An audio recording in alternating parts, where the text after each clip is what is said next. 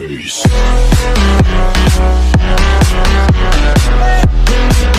BSc education academy में आप सभी का स्वागत है।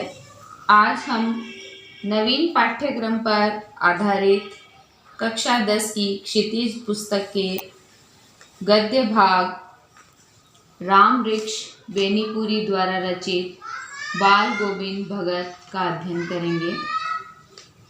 सर्वप्रथम हम लेखक परिचय पढ़ते हैं। राम वृक्ष बेनीपुरी का जन्म सन 1899 में ग्राम बेनीपुर, जिला मुजफ्फरपुर, बिहार में हुआ। उनके माता पिता की मृत्यु बचपन में ही हो जाने के कारण उनके जीवन के आरंभिक वर्ष अभावों, कठिनाइयों तथा संघर्षों में बीते। 10वीं तक की शिक्षा ग्रहण करने के पश्चात वे सन 1920 में राष्ट्रीय स्वाधीनता आंदोलन में सक्रिय प्रतिभागी के रूप में जुड़ गए। वे अनेक बार जेल भी गए। उनका निधन सन 1968 में हुआ। उनकी जो प्रमुख रचनाएं हैं वो इस प्रकार है। 15 साल की छोटी सी उम्र में बेनीपुरी जी की रचनाएं पत्र पत्रिकाओं में छपने लगी। वे अत्यधिक प्रतिभाशाली पत्रकार, संवाददाता थे। उन्होंने अनेक तरह की दैनिक, साप्ताहिक तथा मासिक पत्र पत्रिकाओं का सफल संपादन किया, जिनमें किसान मित्र, तरुण भारत, युवक, बालक, जनता, योगी, जनवाणी और नई धारा आदि उल्लेखनीय है। गद्य की विविध विधाओं में उनके लेखन को बड़ी व्यापक प्रतिष्ठा मिली। उनका संपूर्ण साहित्य बेनीपुरी रचनावली के 8 खंडों में प्रकाशित है। बेनीपुरी जी की रचना यात्रा के महत्वपूर्ण पड़ाव है चिता के फूल, इनकी कहानी है। जंजीरें और दीवारें संस्मरण है। माटी की मूर्तें रेखा चित्र है। पतितों के देश में उपन्यास है। पैरों में पंख बांधकर यात्रा वृतांत आदि ये इनकी महत्वपूर्ण रचनाएं हैं। साहित्यिक विशेषताएं देखिए। बेनीपुरी जी की रचनाओं में स्वाधीनता की नई चेतना, मनुष्यता की चिंता तथा इतिहास की युगानुरूप व्याख्या है। विशिष्ट शैलीकार होने के कारण उन्हें कलम का जादूगर भी कहा जाता है। आगे देखो, हम प्रारंभ करते हैं बाल गोविंद भगत। बाल गोविंद भगत मंझोले कद के गोरे चिट्टे आदमी थे। 60 से ऊपर के ही होंगे। बाल पक गए थे, यानी सफ़ेद हो गए थे। लंबी दाढ़ी या जटाजूट तो नहीं रखते थे, किंतु हमेशा उनका चेहरा सफ़ेद बालों से ही जगमग किए रहता। कपड़े बिल्कुल कम पहनते थे। कमर में एक लंगोटी मात्र, गांधी जी की तरह, और सिर में कबीर पंथियों की सी कनफटी टोपी। जब जाड़ा आता यानी सर्दी आती, एक काली कमली ऊपर से ओढ़े रहते। काले रंग की जो कंबल होती है वो ओढ़ के रखते थे। मस्तक पर हमेशा चमकता हुआ रामानंदी चंदन, जो नाक के एक छोर से ही औरतों के टीके की तरह शुरू होता, यानी बिल्कुल नाक के पास से लगाया हुआ टीका। गले में तुलसी की जड़ों की एक बेडोल माला बांधे रहते। ऊपर की तस्वीर से यह नहीं माना जाए कि बाल गोविंद भगत साधु थे, यानी साधु नहीं थे। नहीं, बिल्कुल गृहस्थ। उनकी गृहिणी की तो मुझे याद नहीं। उनके बेटे और पतोहू को तो मैंने देखा था।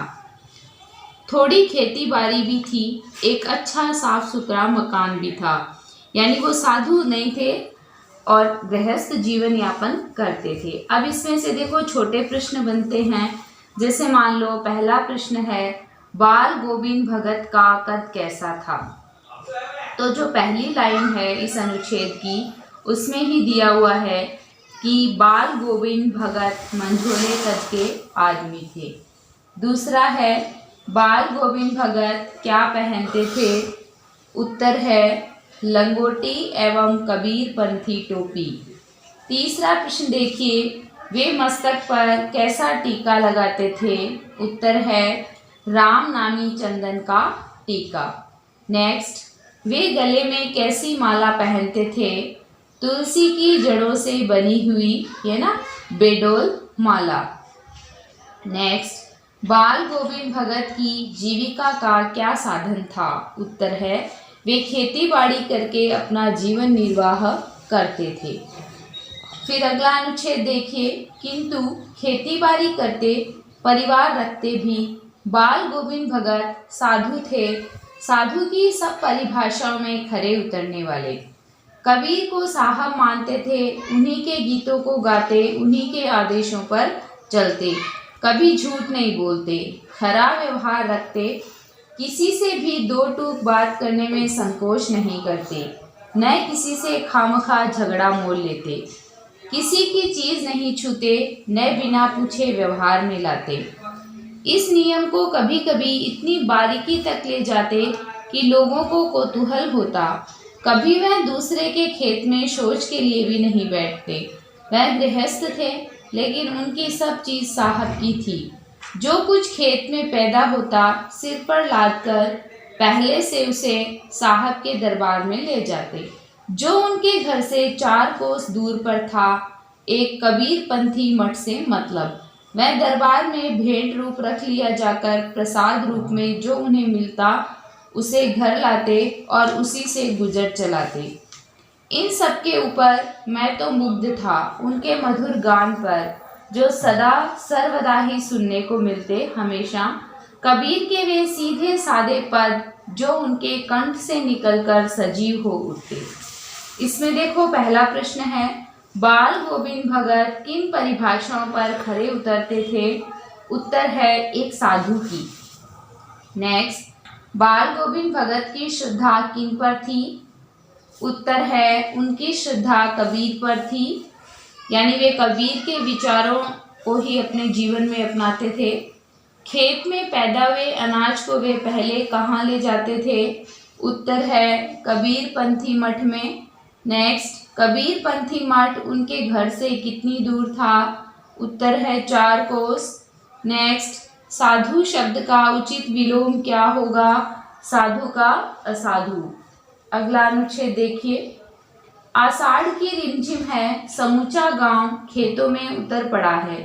कहीं हल चल रहे हैं, कहीं रोपनी हो रही है। धान के पानी भरे खेतों में बच्चे उछल रहे हैं। औरतें कलेवा लेकर, जो सुबह का नाश्ता होता है, मेड़ पर बैठी हैं। आसमान बादल से घिरा, धूप का नाम नहीं, ठंडी पुरवाई चल रही है। ऐसे ही समय आपके कानों में एक स्वर तरंग झंकार सी कर उठी। यह क्या है? यह कौन है? यह पूछना न पड़ेगा। बाल गोविंद भगत समूचा शरीर कीचड़ में लिथड़े अपने खेत में रोपनी कर रहे हैं। उनकी अंगुली एक एक धान के पौधे को पंक्तिबद्ध खेत में बिठा रही है। उनका कंठ एक एक शब्द को संगीत के जीने पर चढ़ाकर कुछ को ऊपर स्वर्ग की ओर भेज रहा है और कुछ को इस पृथ्वी की मिट्टी पर खड़े लोगों के कानों की ओर। बच्चे खेलते हुए झूम उठते हैं। मेड़ पर खड़ी औरतों के होंठ कांप उठते हैं। वे गुनगुनाने लगती है। हलवाओं के पैर ताल से उठने लगते हैं। रोपनी करने वालों की अंगुलियां एक अजीब क्रम से चलने लगती है। बाल गोविंद भगत का यह संगीत है या जादू, यानी बाल गोविंद भगत जो है वो खेत में रोपनी करते हुए बहुत ही सुंदर, अच्छा, दिल को लगने वाला जो संगीत है वो गा रहे हैं और उनके संगीत का जो असर है वो सब लोगों पर हो रहा है। प्रश्न देखिए, लेखक ने प्रस्तुत गद्यांश में किस मौसम का वर्णन किया है? उत्तर है, आषाढ़ मास की वर्षा ऋतु का। नेक्स्ट, समूचा गांव कहाँ एकत्रित हो गया है? उत्तर है, खेतों में। नेक्स्ट, काम करते समय यकायक यानी अचानक कानों में किसकी स्वतः तरंग झंकार कर उठती है? उत्तर है, भगत के संगीत की। नेक्स्ट, भगत कीचड़ से लिथड़े हुए क्या कर रहे हैं? उत्तर है, खेत में धान की रोपनी। नेक्स्ट, बाल गोविंद एक एक शब्द को संगीत के जीने पर चढ़ाकर स्वर्ग की ओर भेज देते थे और कुछ को मिट्टी पर खड़े लोगों के कानों की ओर। उत्तर, बाल गोविंद एक एक शब्द को संगीत के जीने पर चढ़ाकर स्वर्ग की ओर भेज देते थे और कुछ को मिट्टी पर खड़े लोगों के कानों की ओर। फिर है अगला अनुच्छेद, भादों की वह अंधेरी अधरतिया यानी आधी रात, अभी थोड़ी ही देर पहले मूसलधार वर्षा खत्म हुई है, यानी बहुत तेज वर्षा हो रही थी, वो रुकी है। बादलों की गरज, बिजली की तड़प में आपने कुछ नहीं सुना हो, किंतु अब झिल्ली की झंकार या दादुरों की टर यानी मेंढकों की जो आवाज़ बाल गोविंद भगत के संगीत को अपने कोलाहल में डुबो नहीं सकती। उनकी खंजड़ी डिमक डिमक बज रही है और वे गा रहे हैं, गोदी में पियवा चमक उठे सखियाँ चिहुक उठे ना। हाँ, पिया तो गोद में ही है, किंतु वह समझती है वहाँ अकेली है, चमक उठती है, चिहुक उठती है। उसी भरे बादलों वाले भादों की आधी रात में उनका यह गाना अंधेरे में अकस्मात अचानक ही कौंध उठने वाली बिजली की तरह किसी ने चौंका देता। अरे, अब सारा संसार निस्तब्धता में सोया है। बाल गोविंद भगत का संगीत जाग रहा है, जगा रहा है। तेरी गठरी में लागा चोर मुसाफिर जाग जरा। इस प्रकार वो अपने संगीत को जारी रखते हैं। प्रश्न देखिए, गद्यांश में किस मास की अंधेरी रात का वर्णन है? उत्तर है भादो मास की। नेक्स्ट, बादलों की गरज और बिजली की तड़प में क्या सुनाई नहीं दिया? उत्तर है बाल गोविंद भगत की खंजड़ी वादन व गायन। नेक्स्ट, भगत के खंजड़ी वादन व गायन को कौन अपने कोलाहल में डुबोने में सक्षम नहीं है? उत्तर है झिल्ली की झनकार व दादुरों की टर। नेक्स्ट, बाल गोविंद द्वारा गाए जाने वाले लोकगीत के बोल क्या है? गोदी में पियवा चमक उठे सखियाँ चिहुक उठे ना। नेक्स्ट, भगत के संगीत का लोगों पर क्या प्रभाव पड़ता है? उत्तर है भगत का संगीत आधी रात में अकस्मात कौंध उठने वाली बिजली की तरह लोगों को चौंका देता है। अगला देखिए, कार्तिक आया नहीं कि बाल गोविंद भगत की प्रभातियाँ शुरू हुई जो फागुन तक चला करती। इन दिनों तक सवेरे ही उठते, न जाने किस वक्त जगकर वह नदी स्नान को जाते गांव से 2 मील दूर, वहां से नहा धोकर लौटते और गांव के बाहर ही पोखरे के ऊंचे भिंडे पर अपनी खंजड़ी लेकर जा बैठते और अपने गाने टेरने लगते। मैं शुरू से ही देर तक सोने वाला हूँ, लेखक कहते हैं, किंतु एक दिन माघ की उस दांत किटकिटाने वाली भोर में भी उनका संगीत मुझे पोखरे पर ले गया था, यानी जहाँ वो गा रहे थे मैं भी वहाँ पहुँचा। अभी आसमान के तारों के दीपक बुझे नहीं थे, यानी आकाश में तारे विद्यमान थे। हाँ, पूरब में लोही लग गई थी जिसकी लालिमा को शुक्र तारा बढ़ा रहा था, यानी ऐसा लगता था कि सूर्योदय होने वाला है। खेत, बगीचा, घर सब पर कुहासा छा रहा था, कोहरा छाया हुआ था। सारा वातावरण अजीब रहस्य से आवृत मालूम पड़ता था। आवृत मतलब ढका हुआ। उस रहस्यमयी वातावरण में एक कुश की चटाई पर पूरब मुँह काली कमली ओढ़े बाल गोविंद भगत अपनी खंजड़ी लिए बैठे थे। उनके मुंह से शब्दों का तांता लगा था। उनकी अंगुलियां खंजड़ी पर लगातार चल रही थी। गाते गाते इतने मस्त हो जाते, इतने शुरूर में आते, उत्तेजित हो उठते कि मालूम होता आप खड़े हो जाएंगे। कमली तो बार बार सिर से नीचे सरक जाती। मैं जाड़े से कंपकंपा रहा था, किंतु तारे की छांव में भी उनके मस्तक के श्रम बिंदु जब तक चमक ही पड़ते। प्रश्न देखिए, बाल गोविंद भगत की प्रभातियाँ कब शुरू होती थी और कब तक चलती थी? उत्तर है कार्तिक माह से शुरू होकर फागुन तक। अगला प्रश्न, भगत स्नान करने कहाँ पर जाते थे? उत्तर है गांव से 2 मील दूर नदी पर। नेक्स्ट, पूरब में लगी लोही की लालिमा को कौन बढ़ा रहा था? शुक्र तारा। नेक्स्ट, बाल गोविंद भगत को मस्ती व जोश में देखकर लेखक को क्या लगा? उत्तर है, लेखक को लगा कि वे अब खड़े हो जाएंगे। नेक्स्ट, लेखक ठंड से कांप रहा था जबकि बाल गोविंद के मस्तक पर पसीने की बूंदें चमक रही थी। क्यों? उत्तर है, क्योंकि बाल गोविंद अपनी संगीत साधना में व्यस्त था। आज का जो अंतिम अनुच्छेद है वे देखिए और कल हम इस पाठ को पूरा करेंगे पार्ट 2 के रूप में।